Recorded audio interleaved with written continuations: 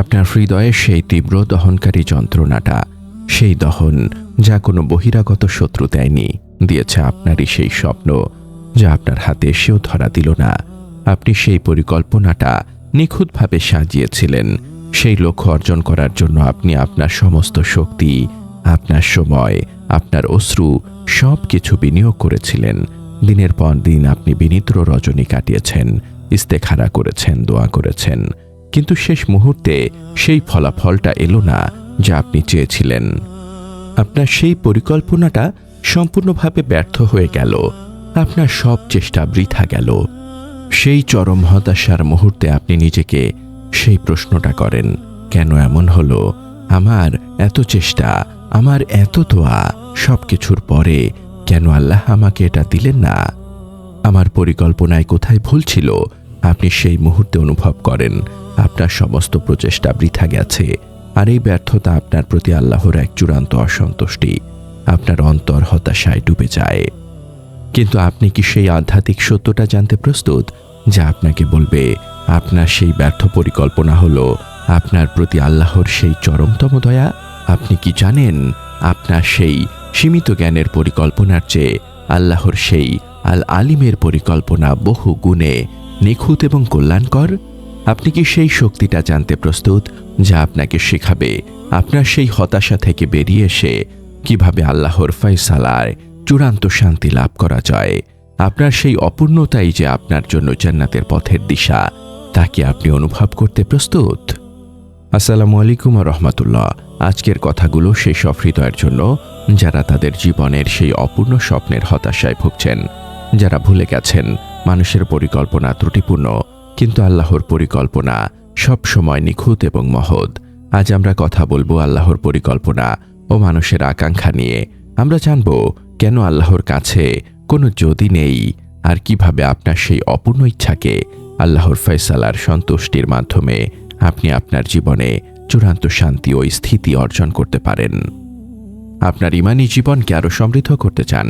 আমাদের ব্লগে পড়ুন অনুপ্রেরণামূলক প্রবন্ধ, শুনুন হৃদয় ছোঁয়া অডিও এবং আপনার জীবনের প্রতিটি প্রশ্নের ইসলামিক সমাধান খুঁজে নিন। আজই ভিজিট করুন আমাদের ওয়েবসাইট www.humakontho.com। পরিকল্পনা বনাম তাকদীর, মানুষের সীমিত জ্ঞান ও অহংকার।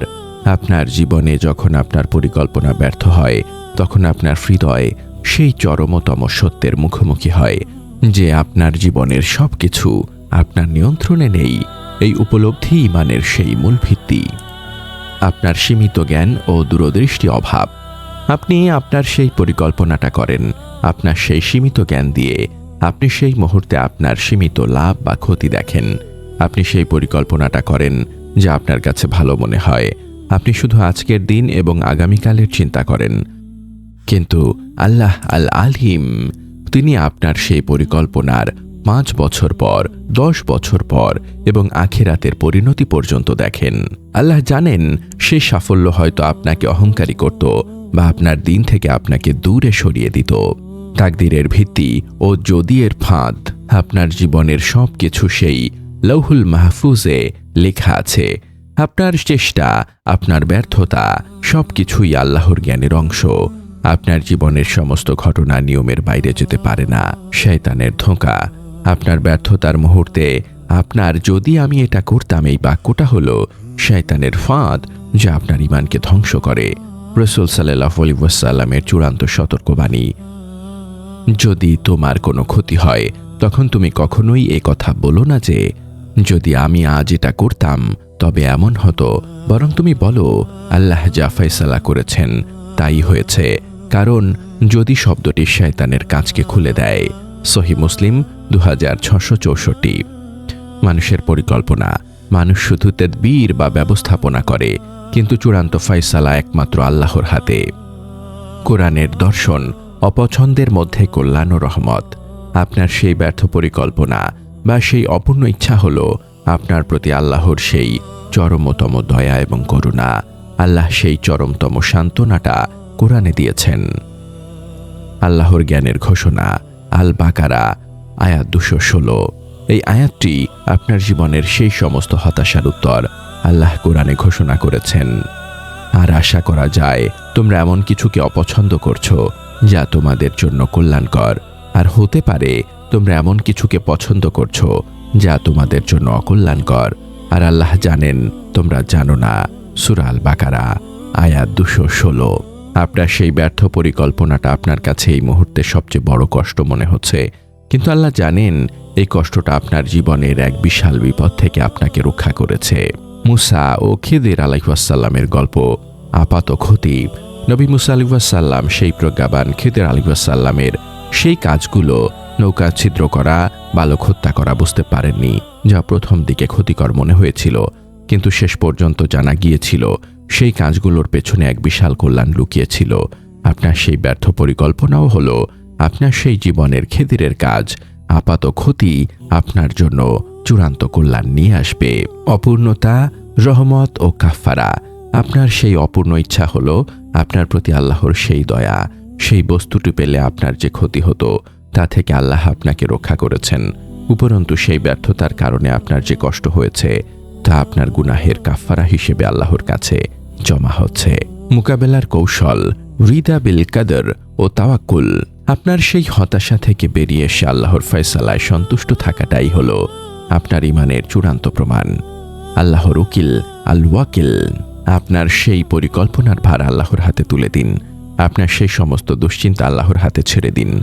আপনি বলুন, আল্লাহই আমার জন্য যথেষ্ট, আর তিনি উত্তম কার্যনির্বাহী। এই ঘোষণা আপনার হৃদয় থেকে সেই সমস্ত দুশ্চিন্তা দূর করে দেবে। ইস্তেখারার উত্তর গ্রহণ। যদি আপনি আপনার সেই পরিকল্পনা শুরু করার আগে আল্লাহর কাছে ইস্তেখারা চেয়ে থাকেন, তবে সেই ব্যর্থতা হলো আপনার সেই ইস্তেখারার উত্তর। আল্লাহ আপনার জন্য সেই অকল্যাণকর পথ বন্ধ করে দিয়েছেন। আপনি সেই উত্তরে সন্তুষ্ট থাকুন। সেই মুহূর্তে আপনার কর্তব্য হলো আল্লাহর ফয়সালাকে গ্রহণ করা। সাবরুন জামিল। উত্তম ধৈর্য। আপনার সেই ব্যর্থতার কষ্টকে আপনি আল্লাহর জন্য সবর করুন। আপনার সেই সবরই আপনার জন্য আল্লাহর কাছে উচ্চ মর্যাদা নিয়ে আসবে। আপনি সেই মুহূর্তে কোনো অভিযোগ করবেন না। ভবিষ্যৎমুখী কৌশল। এখন থেকেই শুরু। আপনার সেই অতীতের ব্যর্থতা নিয়ে আফসোস না করে আপনার বর্তমানকে আল্লাহর পথে চালিত করুন। তাওবা ও ইস্তেগফার। আপনার ব্যর্থতার জন্য আল্লাহর কাছে ক্ষমা চান। ব্যর্থতা হয়তো আপনার পাপের ফল ছিল। আপনি সেই পাপ থেকে তওবা করুন এবং আল্লাহর কাছে ক্ষমা চান। কৃতজ্ঞতা। আপনার সেই ব্যর্থতার মধ্যেও আল্লাহর সেই নিয়ামতগুলো স্মরণ করুন যা তিনি আপনাকে দিয়েছেন। আপনার সেই কৃতজ্ঞতা আপনার সেই হতাশা দূর করে দেবে। দোয়ায়ে রিদা। নিয়মিত এই দোয়া করুন, হে আল্লাহ, আমার এই বিপদে আমাকে প্রতিদান দাও এবং আমাকে এর চেয়ে উত্তম প্রতিস্থাপন দাও। সহিহ মুসলিম 918। নতুন নিয়ত। আপনার সেই ব্যর্থতাকে আপনি আপনার নতুন নিয়তের শক্তি বানান। আপনার জীবনের সেই নিয়ন্ত্রণ আল্লাহর হাতে তুলে দিন। হে আমার ভাই, আমার বোন, আপনার সেই ব্যর্থ পরিকল্পনা আপনার জন্য এক বিশাল সুযোগ ছিল যা আপনাকে আল্লাহর দিকে ফিরিয়ে এনেছে। আপনি আপনার সেই জীবনের সেই নিয়ন্ত্রণ আল্লাহর হাতে তুলে দিন।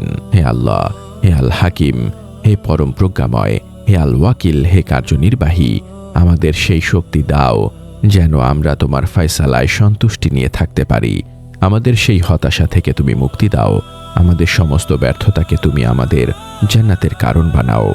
আমাদের এই মহৎ বার্তা ছড়িয়ে দিতে এবং ইসলামের আলোকে প্রতিটি হৃদয়ে পৌঁছে দিতে অনুগ্রহ করে চ্যানেলটি সাবস্ক্রাইব করুন এবং বেল আইকনটি প্রেস করুন। আমাদের ফেসবুক পেজ ফলো করে উম্মাহ কণ্ঠ পরিবারের একজন সদস্য হয়ে যান।